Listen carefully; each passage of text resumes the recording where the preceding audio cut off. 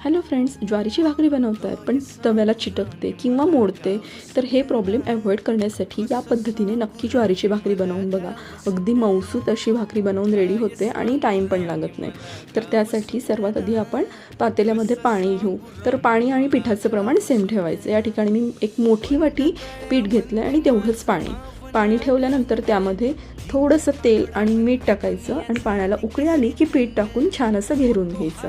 तर घेरल्यानंतर आपण झाकणी ठेवायची आणि 1 ते 2 मिनिट गॅस चालू ठेवून त्याला होऊ द्यायचं. नंतर गॅस बंद करून 10 ते 15 मिनटं वाफ काढून घ्यायची. नंतर आपण ताटात काढलं की मग छान असं मळून घ्यायचं, त्या जेणेकरून पीठ असं मऊसूत व्हायला पाहिजे, जसं आपलं कणकेचं असतं, गव्हाच्या कणकेचं. आणि ज्याप्रमाणे आपण पोळी लाटतो त्याचप्रमाणे तेल लावून अशी भाकरी लाटून घ्यायची. ज्वारीची पोळी म्हणू शकतात किंवा भाकरीसुद्धा म्हणू शकतात.